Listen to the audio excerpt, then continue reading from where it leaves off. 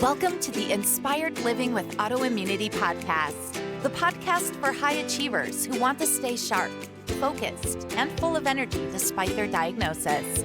With your host, National Board Certified Functional Medicine Health Coach, Julie Michelson, where Julie helps you take your power back from autoimmunity.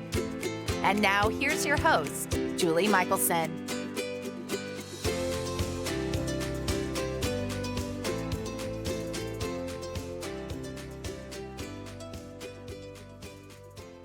Welcome back to the Inspired Living with Autoimmunity podcast. I'm your host, Julie Michelson, and today we are joined by Beth O'Hara, founder of Mast Cell 360, and we're talking about Mast Cell Activation Syndrome.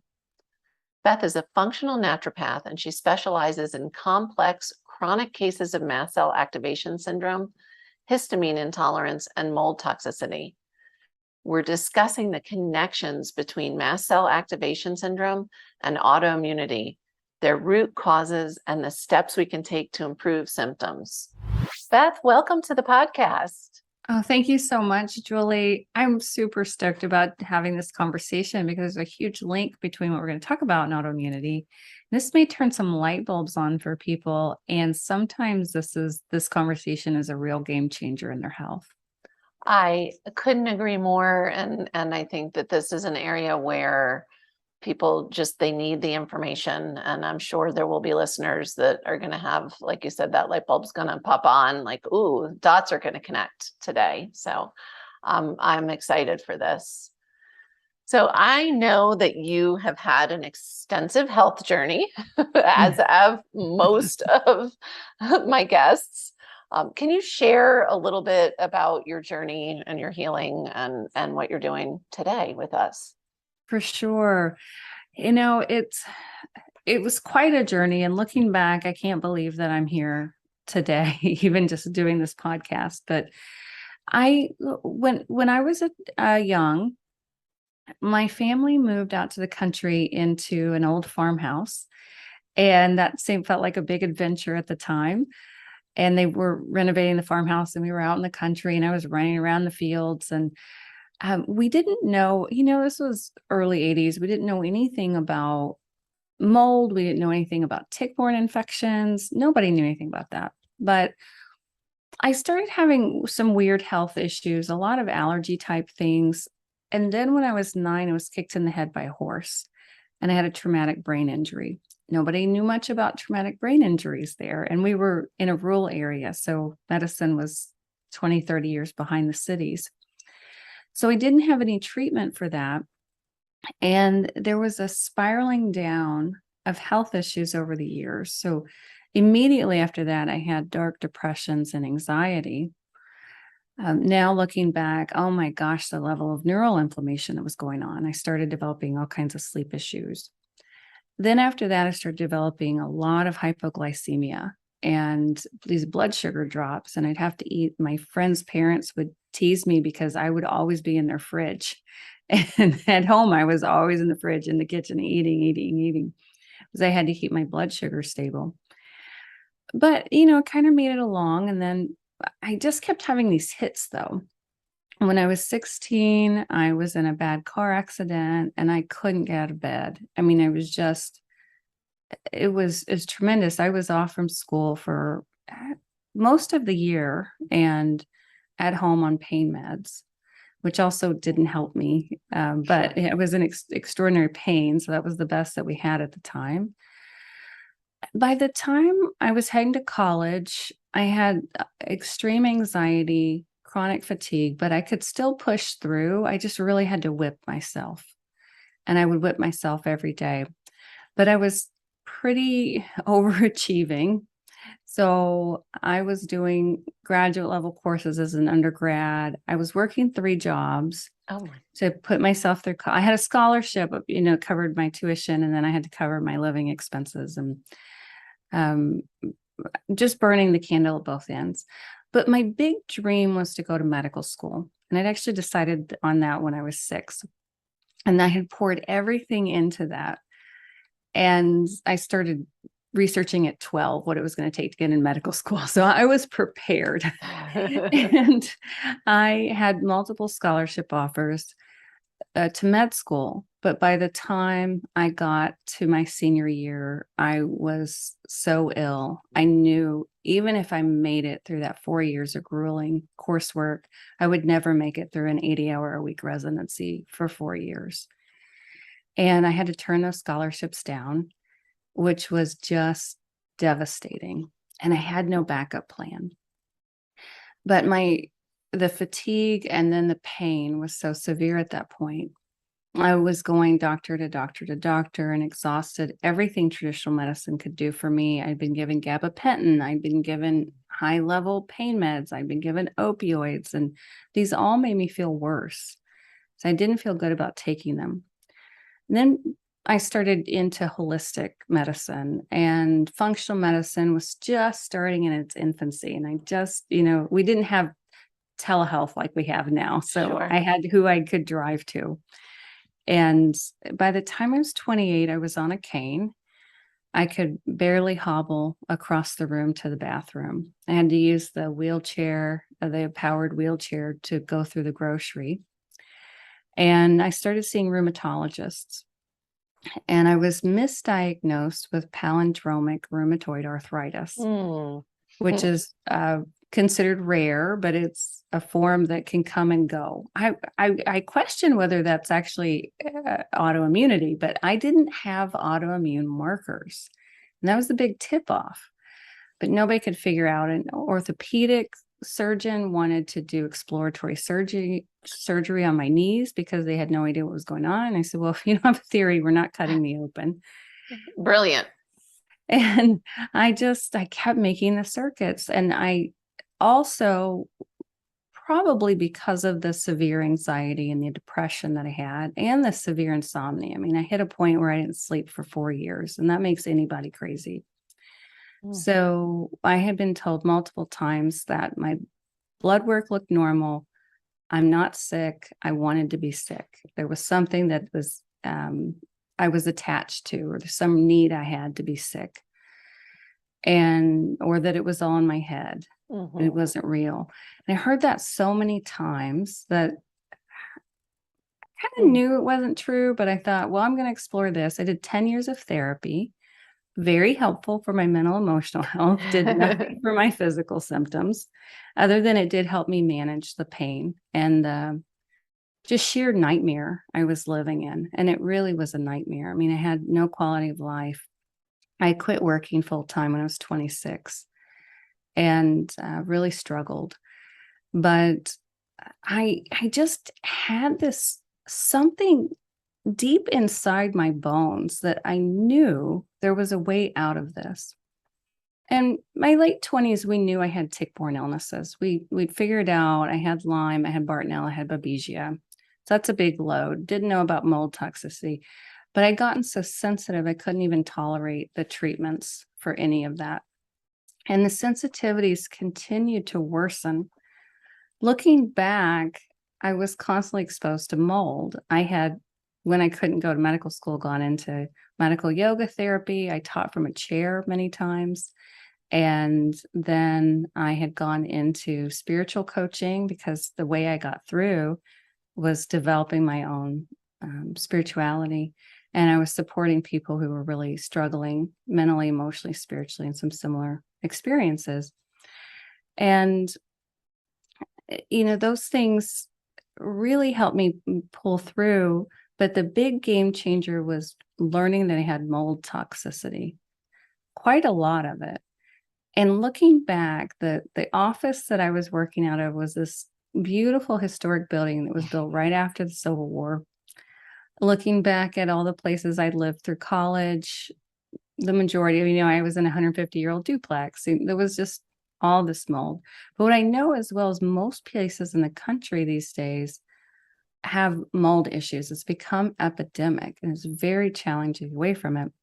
But learning about the mold toxicity and learning about how to reboot my nervous system was the huge game changer. And it took a while to unravel all of this.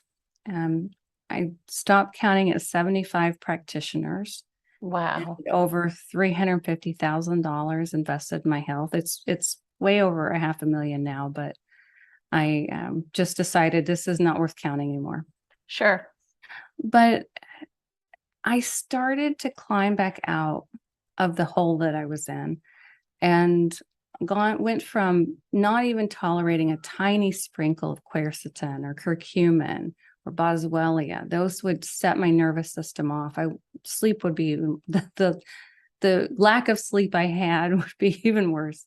Wow. I was able to turn that around to where in my mid 30s, I went back to graduate school. I got a degree in marriage and family therapy, and then decided, I want to do even bigger picture than this. I want to go back to my original dream, but from this journey I've been A on, different place. in this Yes. different place. So then I also got a doctorate in naturopathy and built Mast Cell 360. And when I say I built it to be the type of practice I wished had existed when I was so sick, I really mean that. That's what we designed it around. And this practice is for people who keep falling through the cracks. It's not for people who need a simple protocol. It's not what we do. Or they tolerate all kinds of things and they can just do something exactly out of a book and it works. We specialize in the unicorns, the people like me who everything was failing, nothing was working. And that's where I am today. Wow. Really grateful you're here. I totally can relate to that feeling of not, sometimes it is shocking where we are now. I didn't think I would live to see 50 and I'm 53, and feel amazing. So I get it. Wonderful. I want to cycle back because you said I'm sure listeners are like, oh, yeah, I have this or I have that, or I know someone with this. And, we checked for that. Let's bring it specifically to mast cell and this difference of, for example, I was diagnosed with RA. I later then found, one of my big triggers was mold toxicity as well. But I don't have mast cell.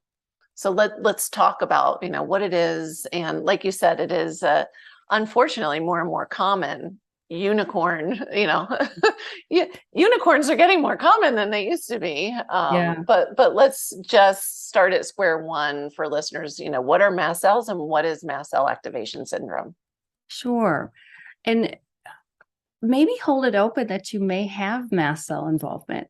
So I'll go there with the connections with the autoimmunity here in a little bit. But mast cells are really critical immune cells. They're our frontline sensing, defending cells.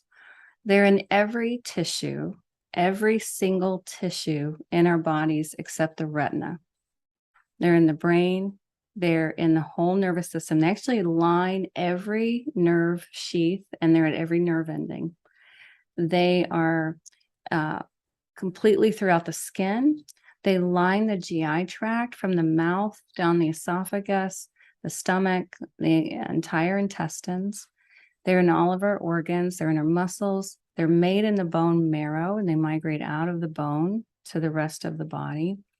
They're in the tissues around the eyes. They're in the ears, lots in the sinuses, in the bladder, the vaginal canal, all of these various areas. We have mast cells, and they are completely on the outside of the cell membrane, covered in different types of receptors.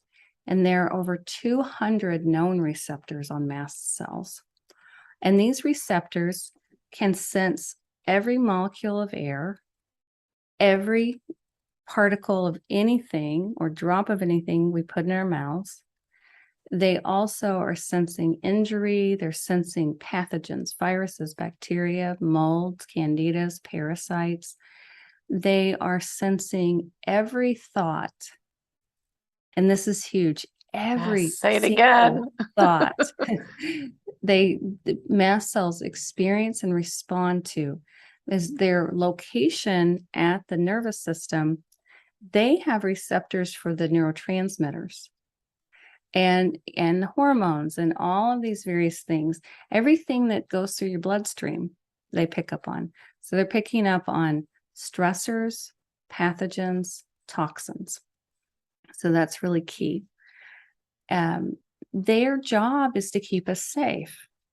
So simple example, you cut your finger, don't get it cleaned out well enough. Maybe you were gardening, so there's lots of dirt in there. It starts to get red and swollen and kind of itchy. That's the mast cells starting to mobilize a response and then calling and orchestrating the rest of the immune system to come in, clean this up, keep that bacteria from getting into your bloodstream. It heals. And for most people, you never think of that cut again. You don't even remember you got it. Same thing happens. You twist your ankle, it gets really swollen. It's actually a healing response. That inflammation helps your ankle heal. Hopefully it heals just normally. You forget you ever sprained your ankle, you're on your way. Even when we get sick, the mast cells have a role, well, along with other immune cells, but a role in the inflammation, the sinuses, and the nasal passages, and the throat, and all those things we associate with having a virus. The problem comes when we have a continual onslaught of toxins and stressors and new pathogens, and the mast cells don't get time to reset themselves. So if we think 200, 300 years ago, really if we go before the Industrial Revolution, we lived in very clean environments. We did not have all this air pollution. We didn't have people in dense spaces. We also had much slower lives. We weren't going from, I wake up in the morning, I got to get the kids off to school and make their lunches. And oh my gosh, I forgot to pay that bill. And now I got to get myself to work on time. And then at work, oh my gosh, Johnny got in trouble at school. I've got to leave work, but I got this work deadline. How am I going to hit that and get Johnny home? Oh gosh, we're out of groceries. I got to get the groceries. I got to pick up the kids, get the groceries. They've got 2 extracurriculars tonight. I got to get them fed. They got to get their homework done. I got to get to bed. When did I have time to breathe today? I didn't. I'm exhausted. Just thinking about it, right? That's how so many people live our lives. And this pandemic gave us a chance, as challenging as that was, a chance to step back and go, is this how I want to live my life? Yes. Yeah. So tying all this in, there's one other piece about these mast cells I want to share is that they also have inside them mediators. And these mediators are their chemical signalers that they release out. And the best known, most people know, is histamine. The other thing that's become a household name now is cytokines. Mast cells are one of the major producers of cytokines. There's all kinds of types. There's actually inflammatory and anti-inflammatory cytokines. They make interleukins. They make substance P. They also produce neurotransmitters and neuropeptides. So there's a continual communication between the mast cells and the nervous system, the mast cells and the rest of the immune system, and everything else happening in the body. So over 1,000 mediators, that's a lot. So this is why there's so many different expressions of mast cell activation syndrome. So again, that syndrome's happening once the mast cells become dysregulated. They're overly sensitive to things, to triggers, and overly responding and producing inflammation. So this condition is a multisystemic, meaning if you just have seasonal allergies, that's not mast cell activation syndrome. It's multiple systems in the body. So it could be skin and GI tract. It could be brain, nervous system, cardiovascular.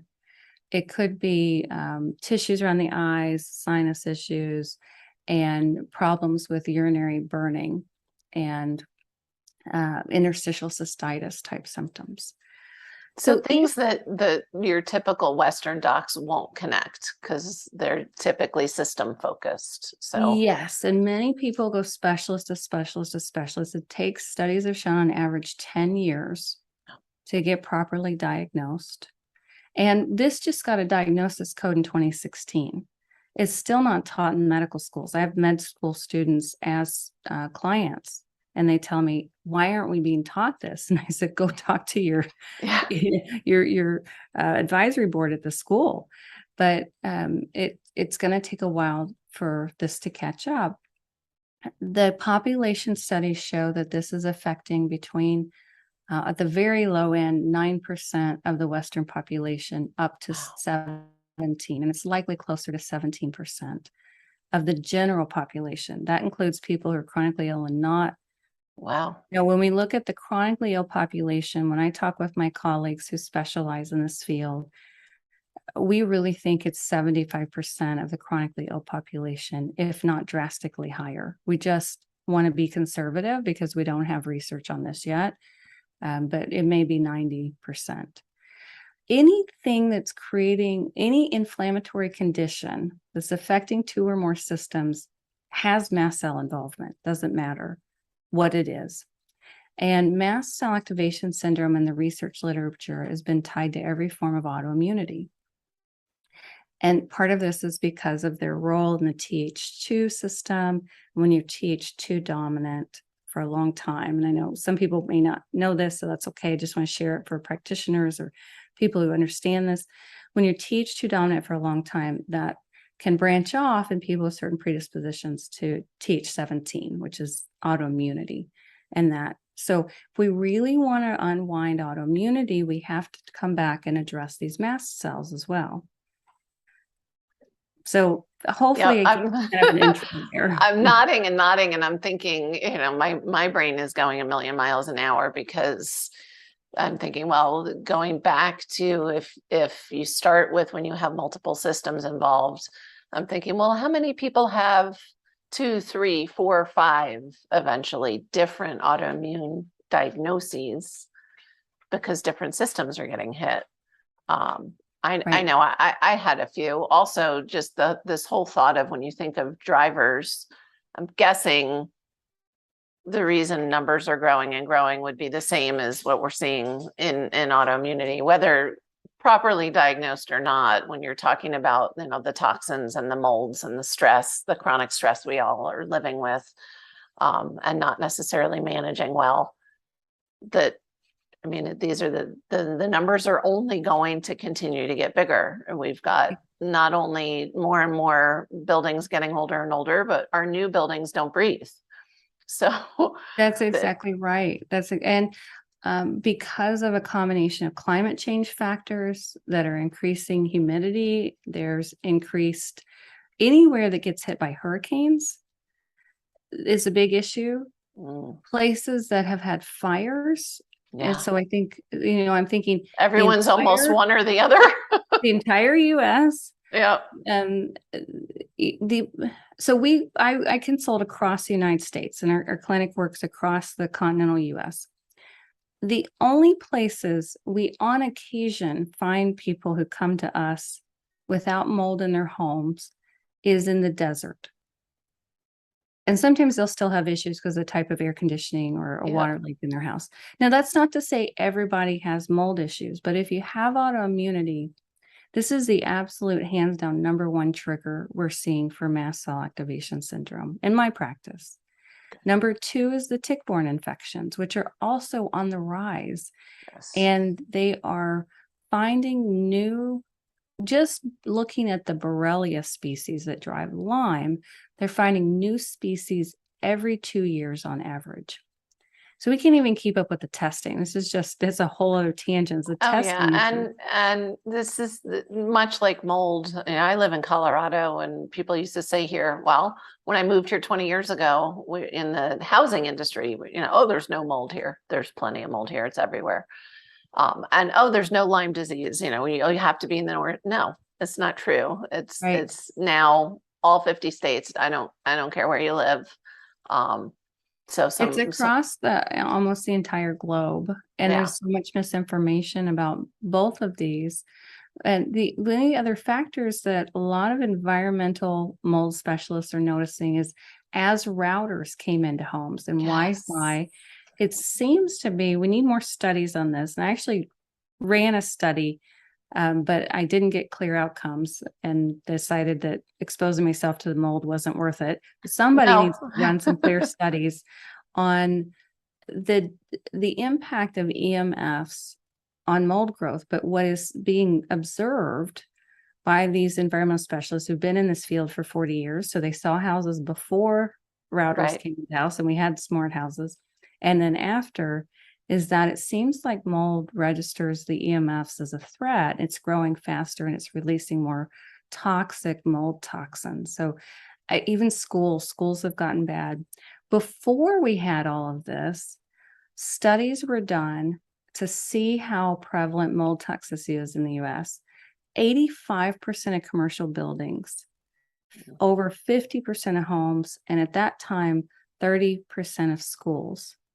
And again, that was before we had these changes in the last 20 years with climate change and before we had all the routers and smart devices going to home. So it's going to be higher now. Sure. Absolutely. So we're not here today to bum people out or make people feel hopeless. Whenever I start talking about mold or toxins or EMFs, it starts to sound like really gloom and doom. And that is absolutely not why we're here. These are all things we need to know about, and we can take steps. Nobody needs to go live in a bubble, in the middle of the jungle, or we don't go to the jungle. Yeah, I just, as I was saying it, I was like, oh, don't go there.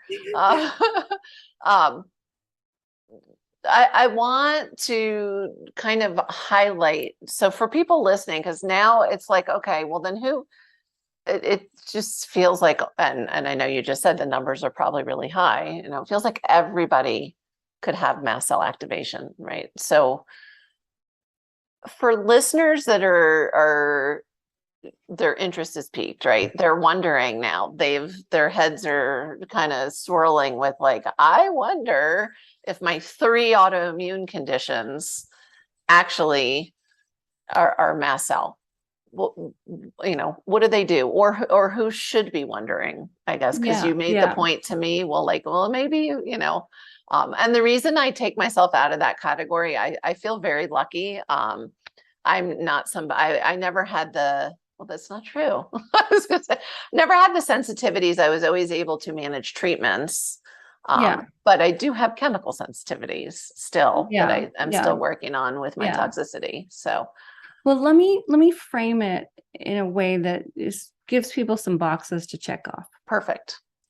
Not all people with mast cell activation syndrome have sensitivities.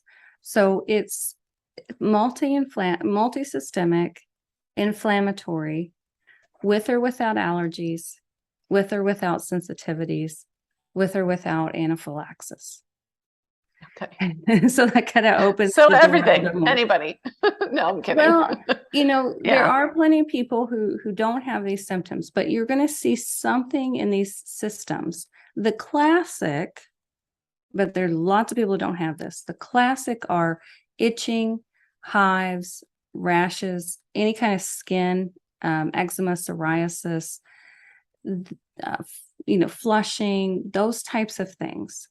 Now, a lot of practitioners were taught when they learn about mast cell issues, if you don't see that, there can't be a mast cell issue. That's not true, because the mast cells may not be involved in the skin. They may be normal in the skin and dysregulated in different tissue. The other things you'll see, I'm just going to go through the most common things, and I'll tell people about how they can do a survey for free and just look at it. Anytime there's an autoimmunity, mast cells have to be involved. There's no way to not be involved. So addressing the mast cells, the reason I say that is because addressing them is a game changer in dealing with autoimmunity. It's not that it's mast cell and not the autoimmunity. It's it's what's really driving underneath the autoimmunity. And then as you calm the mast cells down, the autoimmunity can calm down. And then you got to get your triggers. And there is huge amount of hope. And I'll get to the hope here in a bit. There's a huge amounts of hope. And I see people get their lives back every day. It's amazing. But you can have GI issues, heartburns, common, constipation or diarrhea, abdominal cramping. In the liver, sometimes people have upper quadrant on the right side in the liver, some inflammation with mast cells being in there, or the left side can be the spleen. It's often the spleen. Bladder irritation. Those are some common symptoms. Not everybody gets it. Breathing issues, tightness in the chest or asthma or anything like that. Hashimoto's is linked, rheumatoid arthritis is linked, Graves is linked. I mean, we can just go right down the list. Every form of autoimmunity for the GI tract, for the skin, has been linked. But if people really are getting peaked and going, I think I need to look at this, I have a free symptom survey. It was built off of the research literature. for which symptoms are definitely tied to mast cell activation syndrome. There's lots of others people can get, but this is honed into exactly what the research literature says is tied to mast cell activation. So people can find that at mastcell360.com. And in the menu, just go to symptom survey. It's very easy. You just do it yourself. But that's why this has been so mystifying. So if you think about, you've got every location in the body except the retina and the brain. Used to be thought they weren't in the brain, and they were found in the limbic system in the brain, and they'll migrate across the brain anytime there's neural inflammation. But if you think about all the locations, 200 different types of receptors that can get triggered, and over 1,000 mediators, you have an almost incalculable number of presentations. Sure. So that's what makes this challenging. And the diagnostic criteria is very new. And it requires, in addition to there being 2 systems with inflammatory mast cell symptoms, there being certain blood markers that are elevated, but there's lots of challenges with that testing, and only about 10% of people with clear mast cell activation are getting positive tests. And it requires a positive response to a mast cell mediator medication or stabilizing medication or an antihistamine. But all of those meds have some kind of excipient that can trigger mast cells. So a lot of people react to those inactive ingredients. So this is where it's still being Tricky. debated. Yeah. And it's still settling out what the official is. To me, it doesn't matter. It's really about getting people well.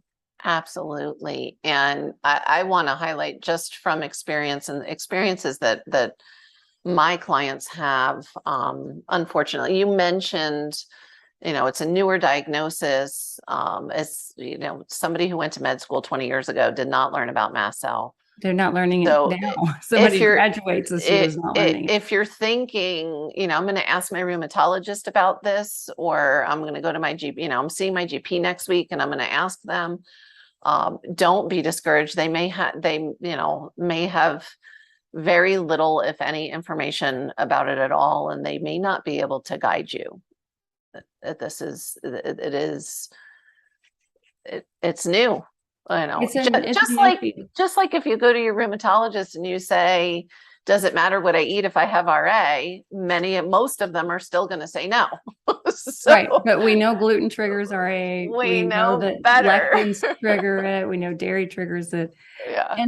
But the good news is a lot more practitioners are getting on board. We have had so many practitioners take our courses, which makes me really happy because I developed them for lay people.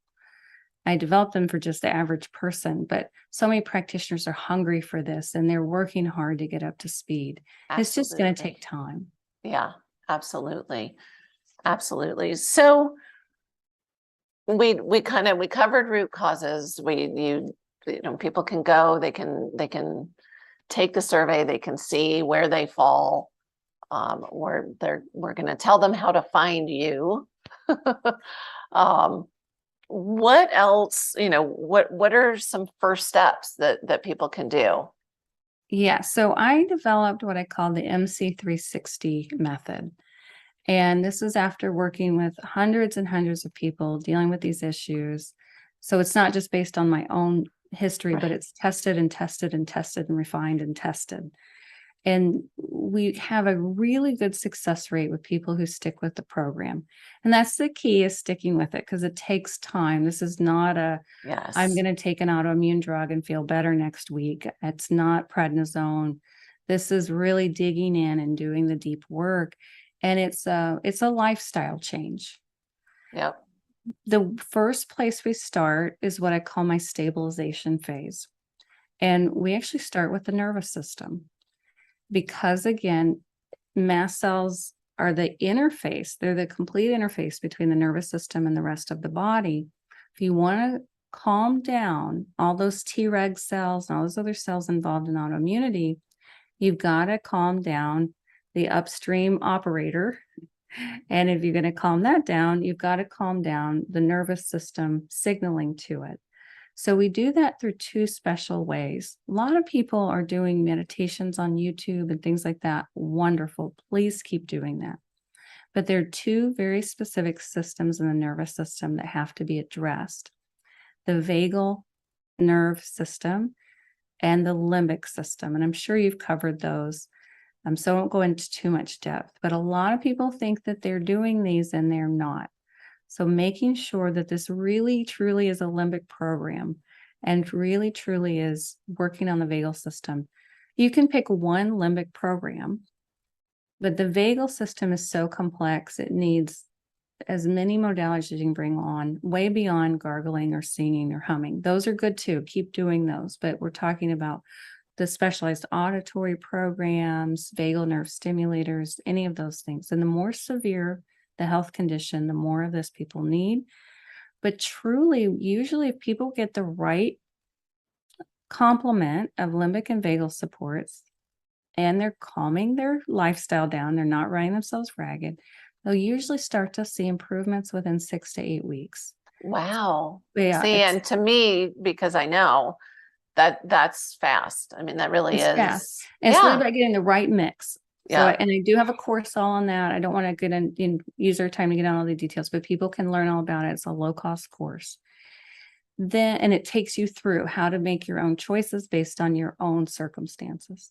Wonderful. So we've got the nervous system piece. The other part of that is some people have structural issues at the top of their neck. And I go through this in that course, but if you've ever had any kind of neck injury, head injury, whiplash, if you had I shouldn't say weird, if you had unusual birth circumstances where they'd use forceps or something like that, it was hard to get you out of the birth canal. If you were born by C-section actually doesn't allow the cranial sutures to have the compression they're supposed to finalize what the development of the structure. Anyway, all of that. If you played soccer and used to headbutt the ball, I mean, there's so much we don't think of. We know now is, trauma that we didn't ever consider to be trauma. So it doesn't need to be that you lost consciousness somewhere because you hit your head that hard. Absolutely. And what it really is, it's both that neural inflammation side, but also it can pinch the vagal nerve where it comes out at the very top of the neck. And there are other cranial nerves that are very critical in this. So if these nerves have pressure on them, doesn't matter how much meditation you do or limbic vagal, you've got to go upstream to that. And the jaw is really important in that too. So we have jaw dysregulation. So that's step one, stabilization, assessing what's going on, looking through your history, looking through what factors you're facing. Then number two is remove the triggers. These are foods. We talked about food triggers. A lot of them in this audience are going to be gluten, dairy, sugar, those things that everybody should know about by now. Histamine and lectins. Lots of free blog posts for people on our website on those. Histamine and lectins. Now, my issue with my joints was actually oxalates. And when I came out, it was like walking on ground glass. And when I came off the oxalates, I was off that cane for good. And today, I don't do it often, but I can wear cute shoes. I can wear high heels. I can hike for 2, 3, 4 miles. Isn't it amazing? Oh, it's so wonderful. Every time I get to go for a walk, I'm just immensely grateful that I don't even own Danskos anymore. That was literally the only shoe I used to wear. Mine was Doc Martens because they had that support. Yeah, we all had like the one thing, I couldn't be like in anything. It was so painful. Yeah. Now, if somebody's going to look at oxalates, please read our blog post. Please go off of those slowly. Do not go cold turkey. You can trigger kidney stone. So really know what you're doing with the oxalates. Yeah. Then the third part in this method, I'm just going with step one, stabilization. The third part is the mast cell calming. And I want to share some of my favorite ones, particularly in the realm of autoimmunity. Some of my favorite are actually bicarbonates. Baking soda if people have low blood pressure, potassium bicarbonate if they have high blood pressure. If you're on blood pressure meds, absolutely work with your prescriber before you use those. But bicarbonates modulate the mechanism that pushes inflammasome production, creates inflammation in the body. Very simple. Almost everybody can tolerate that unless they have super low stomach acid. So my other favorites, quercetin's huge. Most people in this audience probably tolerate it. I get a lot of super sensitive people who don't. We have all kinds of other options, but I'm going to go with my less sensitive Yep. ones. Vitamin D, vitamin E, Yes. vitamin A. I use a form of, it's kind of like omega-3s, but they're called SPMs, called special pro-resolving Yes. mediators, huge in resolving inflammation. If you tolerate them well, they're lower histamine than fish oil, and you've got to get the dose up to about 3 caps 2 times a day for most people. Now, these are just ideas, and it's not prescriptive for anybody. Zinc is a big one. And then one of my 2 last favorites are perilla seed extract. That's the perilla seed. Perilla is a Asian herb, wonderful mast cell supporting properties. And then bakelin, Chinese skullcap extract, also really good when people have neural inflammation. Great properties. Now, there are hundreds actually mast cell supporting agents. And a lot of people get relief using combo of H1, H2 blockers and things like that. LDN, huge in autoimmunity, and people probably talked about that on here. Then once we bring things down a few notches, so we're a little more stabilized, we've got the symptoms, they're not going to be gone, but we've just got it down so there's some bandwidth, there's some room, because by the time most people see me, they're kind of at the end of the rope. They can't handle flaring anymore. They're in a continual flare most of the time, and the people I'm working with. Once we get things down a few notches, then we're going to go really gentle mold detox. And if people need one step to take, learn about mold, learn how to test yourself, learn how to interpret those tests, because they often look normal, but most people with autoimmunity are poor excretors of toxins. And the levels are going to look artificially low, but if you see anything there, take it seriously. And then learn how to start to step yourself through. We have a great guide course that steps you through step by step by step. Now, it was for more sensitive people. But that's a great course. There's other resources out there. Find something. And I have had almost no one out of the hundreds and hundreds of people who come through a clinic, almost no one who's not had mold toxicity. That doesn't mean everyone has mold toxicity. It just means in the population I see. Also in the population I see. So it is, to say it's prevalent is such an understatement. And everybody, and it used to be one of those things that if the needle wasn't moving like expected, then we would look. We're testing right away now. It just doesn't make sense not to, because it's that kind. If you already have autoimmune symptoms, autoimmune diagnosis, know you have mast cell issues, that you got to look. You definitely. Mold toxins are toxic to the nervous system. They're toxic to the immune system. They're great disruptors. Ochratoxin, aflatoxin are highly carcinogenic.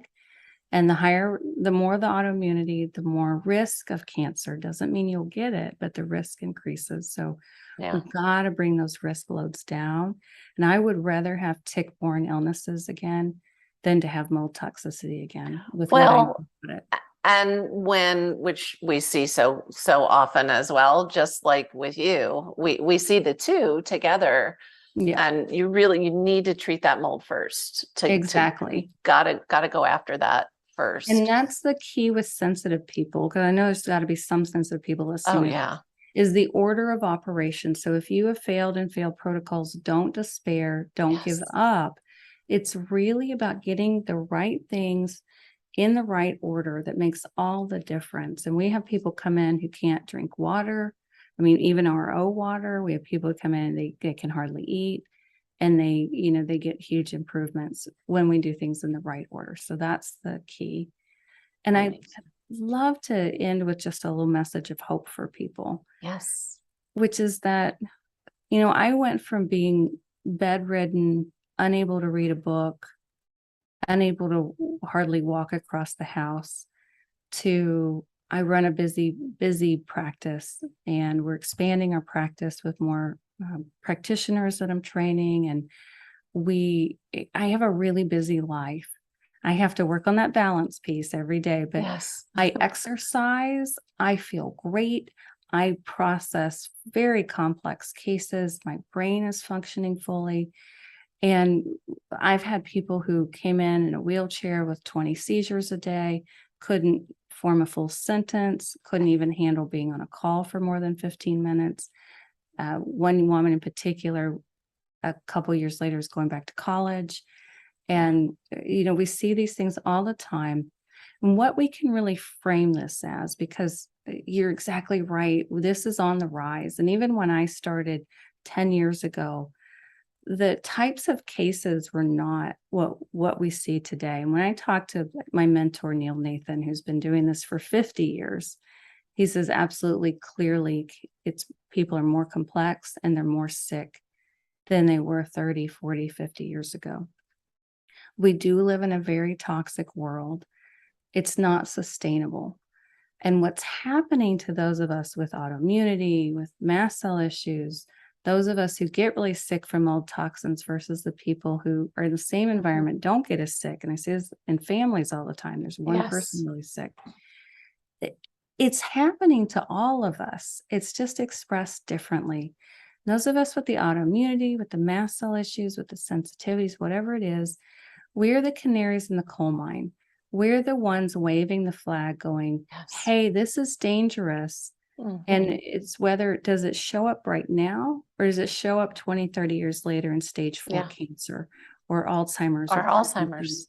Yep. So at least when it shows up now, we have time to turn our health around and make a difference. And my hope for all of us is that we're going to be the leaders in this change. Yes, absolutely. It's the butterfly effect can be amazing. I always say, even with my clients, I'm sure you see the same, it's not just I healed, you healed, we're helping other people heal. It's their families, their friends, the people they come into contact with that want to know what did you do? That this is how we're going to start that shift in the right direction. Absolutely. Exactly. And it's for us, it's for our children, our grandchildren, our great-grandchildren. And it's for me, it's not just about getting people back to eating in restaurants again, or, walking in heels again, or whatever, getting to go mountain climbing, whatever we want to do. It's really about getting people back to living their lives, giving back to living their hopes, their dreams. And what's our mission here on Earth? Just to make this planet a better place for all of us. Absolutely. Absolutely. So I always ask at the end of the episode, and you've already given us many, but one thing anybody listening can do starting today to start to improve their health. Yes. One free thing you can do, actually, I'll go with this one. Some people might have some congestion. They may not be able to do it. It's actually alternate nostril breathing. Super simple. You can look up videos on YouTube on how to do it, but you're just closing one nostril, inhaling through the left, closing the left, exhaling through the right, and then inhale through the right, close, exhale through the left. That's a great vagal nerve support. It's simple. It's easy to do. You can do it when you're sitting in traffic. You can do it on your bathroom break. So that's a wonderful one. And I just wanted to add one more resource for people, if I could, which is we have a summit that is going on October 18, and it'll be going until, I believe, I'm going to give you the exact date. I should have it in my head here. It's going to be October 18th through October 25th. And it's the Reversing Mast Cell Activation Histamine Intolerance Summit. And there are over 40 free interviews you can access that week on all aspects of this, including autoimmunity. So I hope some people can join us. And this was really a huge labor of love to get this out for free to people. Amazing. And for those that are going to listen later, will they be able to access that if they? Yes. Okay. Yes. It'll be available. Wonderful. Evergreen. It'll be available for purchase, but Perfect. and it's still low cost, but that week it's free. Yeah. Fantastic. We'll have all of these links in the notes, but for people that are listening on the go, and they want to learn more about you, what you're doing, what's the best place to find you? Two places, mastcell360.com. It's M as in Mary, A S as in Sam, T as in Tom, mast, like a ship mast, Cell 360. And that's our website. Then we have a Facebook page as well, same name, Mast Cell 360. And we have free Facebook Lives most Mondays, lots of resources there for people, and a lovely community. So people are so supportive. So we'd love to have you join us. Amazing. You, Beth, have been, this is a treasure. And you're such a leader in this space. So I want to thank you for taking the time to share with us and educate us and just give us the gift of this knowledge of, what we maybe thought was really, really rare or hadn't even heard of is actually something that we all need to know about. Thank you. If I can help just one more person get their health back way faster and way less money than I did, then what I went through was worth it. Amen. Thank you so much. For everyone listening, remember you can get the transcripts and show notes by visiting inspiredliving.show. I hope you enjoyed this episode as much as I did. I'll see you next week. Thank you for listening to Julie Michelson's Inspired Living with Autoimmunity. Did you enjoy this episode? Please like, share, and subscribe wherever you listen to podcasts. If you'd like to get a transcript of this and every other episode, just head on over to inspiredliving.show or click on the link in this episode's description. There, you can also find everything we discussed in this episode, including links and information about our guest. You can even send in your questions to be answered by Julie in a future episode. That's inspiredliving.show. Until next time, this is Julie Michelson's Inspired Living with Autoimmunity podcast, helping you take your power back.